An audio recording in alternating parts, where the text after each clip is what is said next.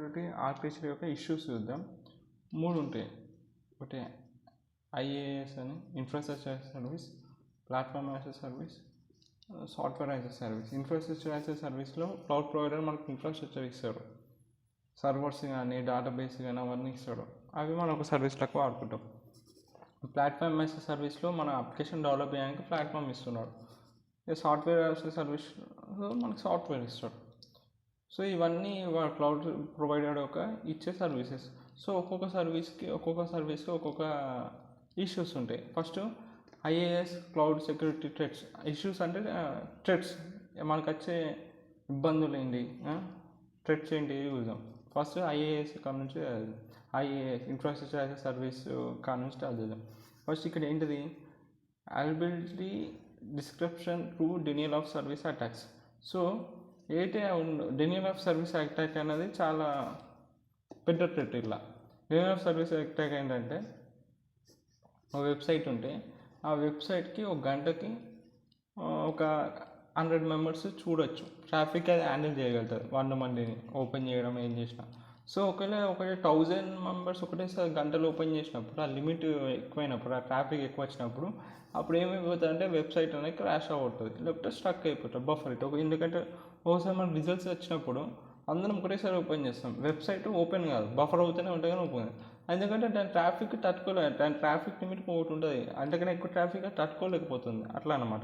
దాన్ని denial of service attack అంటారు. ఇది హ్యాకర్స్ చేస్తారు. అటాక్ చేసినప్పుడు వాడి సిస్టమ్లోనే క్రాష్ చేస్తాడు, అది వాడి మెయిన్ ఎజెండా ఉంటుంది. సో ఈ డెనియల్ ఆఫ్ అటాక్ ఏం చేస్తుంది, ఏదైతే మిషన్ ఉంటుందో దాన్ని షట్ డౌన్ చేస్తుంది. మిషన్ అయినప్పటికీ ఆ నెట్వర్క్ అయినా. దీనివల్ల ఏవైతే ఇప్పుడు యూజర్స్ ఉంటారో ఆ యూజర్స్ దాన్ని యూజ్ చేయలేడు. సో ఈ డెనియల్ ఆఫ్ అటాక్ ఏం చేస్తుంది, టార్గెట్స్ని ఫూల్ చేస్తుంది విత్ డెస్ ట్రాఫిక్. ఆర్ ఏం చేస్తుంది, sending it information that triggers the crash. So ఇది ఏం చేస్తుంది, అట్లా 1000 కంప్యూటర్లో ఆడే ఒకటి యాక్ట్ చేసి అట్లా పెడతాడు అనమాట. ఇది ఒకటి. ఇంకోటి ఇంజెక్షన్ ఫ్లాస్ అని ఉంటుంది. సో ఇవే కామన్గా ఉంటాయి ఐఏఎస్ కానీ ప్యాస్లో కానీ.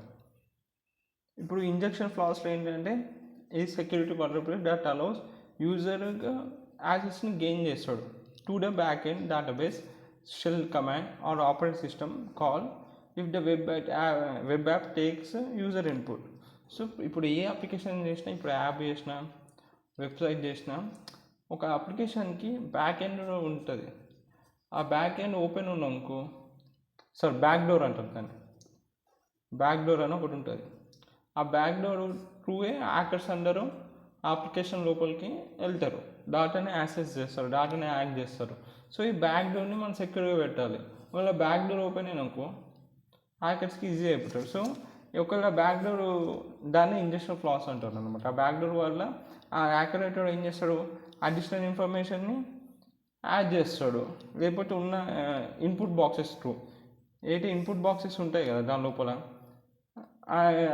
సో ఈ అడిషనల్ ఇన్ఫర్మేషన్ అపైన్ చేస్తాడు, యాడ్ చేస్తాడు, లేకపోతే కొత్త ఇన్ఫర్మేషన్ యాడ్ చేయగలుగుతాడు, రీడ్ చేయగలుగుతాడు, అప్డేట్ చేయగలుగుతాడు, లేకపోతే డేటాను కూడా డిలీట్ చేయగలుగుతాడు. ఈ బ్యాక్ డోర్ త్రూ, దాన్ని ఇంజెక్షన్ ఫ్లాస్. ఇంకా బ్రోకెన్ అథెంటికేషన్. హ్యాకర్ ఒకవేళ మన లాగిన్ క్రెడెన్షియల్స్ వాడు లేపేసినాకో, అప్పుడు ఆ లాగిన్ క్రెడెన్షియల్స్ ఏం చేస్తాడు, మిస్యూజ్గా వాడినాకో, అవి మన ప్రివిలేజెస్. ఇప్పుడు నా మైక్రోసాఫ్ట్ అజూర్, నేను ఒక కంపెనీ మేనేజర్ అయినాకో, నాకు లాగిన్ క్రెడెన్షియల్స్ ఎట్లా ఏదో విధంగా స్టీల్ చేసిండు, అది నేను ఒక ప్రివిలైజ్డ్ యూజర్ని ఆ కంపెనీలో. సో అవి మిస్యూజ్ చేస్తాడు. దీనివల్ల ఏమవుతుంది, కంపెనీ సస్టైనబిలిటీ అనేది పోతుంది, కంపెనీ పైన ట్రస్ట్ పోతుంది. ఇప్పుడు హాస్పిటల్లో ఒక మంచి డాక్టర్ ఉంది, వాడు లాగిన్ క్రెడెన్షియల్స్ లేపేసి క్లౌడ్ లోపల ఉన్న హాస్పిటల్ డేటా ఎక్స్పోజర్ చేసినాకో, లోపల ఉన్న పేషెంట్స్కి ఆ హాస్పిటల్ పైన ఏమవుతుంది, ట్రస్ట్ పోతుంది. అట్లా దాన్నే బ్రోకెన్ అథెంటికేషన్ అంటారు, ఈ దాన్ని కథని. సో అథెంటికేషన్ని ఎట్లా చేయాలి, మరి బ్రోకెన్ అథెంటికేషన్ ఎట్లా కాపాడచ్చు అంటే, మనము మల్టీ ఫ్యాక్టర్ 2 స్టెప్ వెరిఫికేషన్. ఇప్పుడు గూగుల్ మళ్ళీ ఇంకో లాగిన్ అయితే మనకు ఎక్కడ ప్రీవియస్ లాగిన్ అయ్యామో అక్కడ ఓటీపీ అడుగుతుంది, ఎక్కడెక్కడ మనం లాగిన్ అయి ఉన్నాం. సో అథెంటికేషన్ అట్లా ఎలాంటి అథెంటికేషన్ పెట్టుకోవడం వల్ల, multi step 2 factor authentication, multi factor authentication పెట్టుకోవడం వల్ల ఆ కన్జ్యూమర్ ఐడెంటిటీ ఉందో దాన్ని మనం ప్రొటెక్ట్ చేయొచ్చు. ఈ వెరిఫైడ్ యూజర్స్కి ఆ సిస్టమ్ లోపలికి ఎంటర్ అయ్యేటట్టు అవకాశం ఇవ్వగలుగుతాం. ఇంకా సెక్యూరిటీ మిస్కాన్ఫిగరేషన్. సెక్యూరిటీ మిస్కాన్ఫిగరేషన్ చేయడం వల్ల సెక్యూరిటీ కంట్రోల్స్ ఇన్యాక్యురేట్గా ఉంటాయి. కాన్ఫిగరేషన్ సెట్టింగ్స్ ఉంటాయి కదా, అవి ఇన్సెక్యూర్గా అంటే వదిలేసినాం అనుకో, దీనివల్ల ఏమైపోతుంది అంటే సిస్టమ్స్ని డేటాని రిస్క్లో పెడతాం అన్నమాట. సో బేసికల్గా ఏదైనా ప్యూర్లీ డాక్యుమెంటెడ్ కాన్ఫిగరేషన్ వల్ల ఏదో ఒకటి ఉంది డాక్యుమెంటేషన్, దాన్ని బట్టి నేను కాన్ఫిగరేషన్ చేంజ్ చేసిన ఆ పూర్ డాక్యుమెంటేషన్ వల్ల నాకేం తెలియదు కాబట్టి ఆ డిఫాల్ట్ సెట్టింగ్స్ అంటే వాటిలో పెట్టేసిన.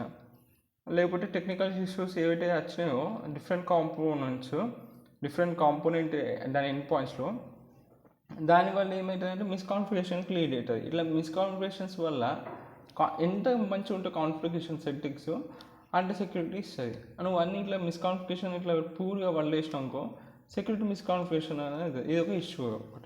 ఇంకోటి insufficient logging and monitoring. So insufficient logging and monitoring అంటే is missing security critical information, logs, a lack of proper log format, context, storage, security and timely response to detect an incident or branch. ఓకేనా? ఇప్పుడు యాక్చువల్గా ఎంతమంది users అకౌంట్ని వాడుతున్నారో cloud provider బాధ్యత. వాళ్ళు ఎంతమంది accounts ఉన్నాయి, వాళ్ళు ఎవరెవరో ఏం చేస్తున్నారో వాళ్ళు మానిటర్ చేయాలి. సస్పిషియస్ యాక్టివిటీ ఉంటే మనం డిటెక్ట్ చేయొచ్చు. హ్యాకర్స్, అన్ఆథరైజ్డ్ యూజర్ యాక్సెస్ చేస్తే. సో ఇప్పుడు మనం ఇన్సఫిషియెంట్ కేసు ఆ లాగింగ్ అండ్ మానిటరింగ్, దీనివల్ల డేటా అనేది లాస్ అయిపోతాం. సో ఇప్పుడు ఇప్పుడు నేను చెప్పినవన్నీ ఇక్కడ హెడ్డింగ్స్ రాసిన. ఐఏఎస్ క్లౌడ్ సెక్యూరిటీ థ్రెట్స్ అంటే ఫస్ట్ ఇన్సెన్సిటివ్ డేటా అనేది ఎక్స్పోజర్, ఇది ఒక థ్రెట్ మనకి. ఇంకా బ్రోకెన్ యాక్సెస్ కంట్రోల్ అని చెప్పిన, అంటే నువ్వు అన్ఆథరైజ్డ్ యూజర్స్ లాగిన్ అవ్వడం. సెక్యూరిటీ మిస్కాన్ఫిగరేషన్, నువ్వు సెక్యూరిటీ కాన్ఫిగరేషన్ సరిగా ఉండకపోవడం. ఇంకా using components with known verb, అక్కడ వల్నరబిలిటీస్ రైజ్ అయితే అని తెలుసు, అయినప్పటికీ ఆ కాంపోనెంట్స్ వాడద్దు, అలా వాడడం, ఇది ఒక థ్రెట్. ఇంకోటి ఇన్సఫిషియెంట్ లాగిన్ అండ్ మానిటరింగ్ సరిగ్గా లేకపోవడం. ఇంకా డేటా లీకేజ్, డేటా ట్రాన్స్ఫర్ అయ్యేటప్పుడు డేటా లాస్ జరుగుతుంది క్లౌడ్లో. ఇంకా ప్రివిలైజ్డ్ యాక్సలరేషన్ టు మిస్కాన్ఫిగరేషన్ వల్ల ఏమైపోతుందంటే ప్రివిలైజ్ యాక్సెస్ వాడే అనుకొని ఇచ్చేస్తాడు. ఇంకా డిఓఎస్ అటాక్ జరుగుతుంది ఏపీఎస్ వాడే. యాక్చువల్గా ఏపీఎస్ దేని పనికి వస్తాయి అంటే, ఇది ఒక యాప్ ఉన్నాకో, ఇది ఇంకొక యాప్ అన్నాం, యాప్ 1, యాప్ 2, ఈ రెండు యాప్స్ కమ్యూనికేట్ కావాలంటే ఏపీఎస్ 2 కమ్యూనికేట్ అవుతాయి. ఇవి ఎంత స్ట్రాంగ్ ఉంటే సెక్యూరిటీ అనేది అంత బాగుంటుంది. ఒకవేళ వీక్ ఏపీఎస్ ఉన్నాకో వీక్ సెక్యూరిటీ ఉంటుంది. సో ఈ డెన్యూల్ అటాక్ చేస్తాడు ఈ వీక్ ఏపీఎస్ ఉన్నాకో ఒక యాప్స్కి అని అప్లికేషన్స్కి.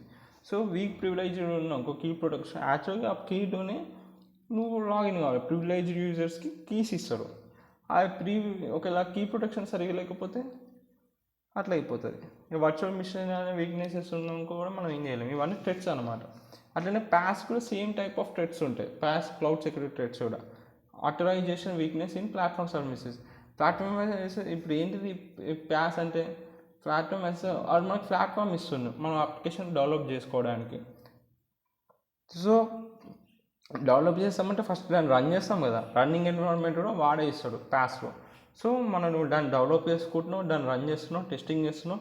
సో ఆ రన్ టైమ్ ఇంజిన్ కూడా ఇస్తున్నాడు వాడు. ఆ రన్ టైమ్ ఇంజిన్ చేసేటప్పుడు మనకి రన్ టైమ్ థ్రెట్స్ వస్తాయి, రన్ టైమ్ లూప్ హోల్స్ వస్తాయి, వల్నరబిలిటీస్ వస్తాయి, ఏదో ఒక థ్రెట్. ఇంకా availability description to denial of service, దీంట్లో కూడా డెనియల్ ఆఫ్ సర్వీస్ అటాక్ అనేది జరుగుతుంది. ఇంకా బ్రోకెన్ అథెంటికేషన్ అంటే అన్ఆథరైజ్డ్ యాక్సెస్ మన లాగిన్ క్రెడిషన్స్ స్టోర్ చేసి వాడు ఎక్కడో లాగిన్ అవుతాడు హ్యాకర్ అన్నట్టు. సెన్సిటివ్ డేటా అనేది ఎక్స్పోజర్ అవ్వడం. ఎందుకంటే ప్యాస్లో నువ్వు ఒక కొత్త హాస్పిటల్ యాప్ అనేది డెవలప్ చేసుకుంటున్నావు అనుకున్నమాట, రన్ టైమ్ ఇంజిన్ వాడు ఇచ్చినట్టు డెవలప్మెంట్ ఎన్విరాన్మెంట్ వాడి. సో ఆ సెన్సిటివ్ డేటా అనేది ఎక్స్పోజ్ అవ్వచ్చు. So it's one of the threat. ఇంకా బ్రోకెన్ యాక్సెస్ కంట్రోల్ సేమ్ అదే అనమాట. బ్రోకెన్ అథెంటికేషన్ అనే యాక్సెస్ కంట్రోల్ అంటే. ఇంకా సెక్యూరిటీ కాన్ఫిగరేషన్ సరిగా ఉండాలి. ఇంకా కాంపోనెంట్స్ అనేది వల్నరబిలిటీస్ ఉన్నా కూడా ఆ కాంపోనెంట్స్ వాడద్దు. సేమ్ ఉన్నాయి. Insufficient logging and monitoring, privileged access to misconfiguration, weak privileged key protection, virtual machine weakness. ఎందుకంటే క్లౌడ్స్ అన్నీ వర్చువల్ మిషన్ పైన నడుస్తాయి. ఈ వర్చువల్ మిషన్ అన్నీ రన్ అయ్యడానికి హైపర్వైజర్ అని ఒక సాఫ్ట్వేర్ ఉంటుంది. వాడు హైపర్వైజర్ని హ్యాక్ చేసినాకో వర్చువల్ మిషన్స్ అన్నీ హ్యాక్ అయిపోయినట్టే.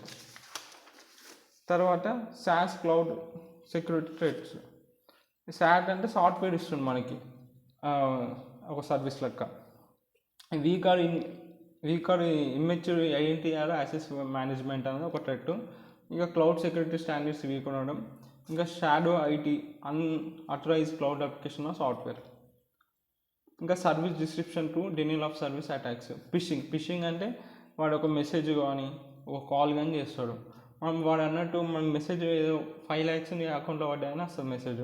దాన్ని ట్యాప్ చేస్తేనే ఆటోమేటిక్గా నీకు తెలుసో తెలియకుండా నీ కంట్రోల్ అంటే వాడు యూస్ చేసుకుంటాడు, నీ డేటా కంట్రోల్ అంటే. దాన్ని ఫిషింగ్ అంటారు. ఇక క్రెడెన్షియల్ స్టఫింగ్ అటాక్స్. అట్లనే ఇట్లా మన డేటా మన లాగిన్ క్రెడిట్స్ తీసుకొని అటాక్ చేయడం. Weak complaints and auditing oversight. Stolen or compromised credential. Weak vulnerability monitor. Actual login and monitoring ఎవరెవరు చేస్తుండ్రో అంట క్లౌడ్ ప్రొవైడర్ చూసుకోవాలి. ఒకవేళ వీక్ ఉన్నాకో వల్నరబిలిటీస్ అనేవి ఇంకెక్కువ రైజ్ అవుతాయి.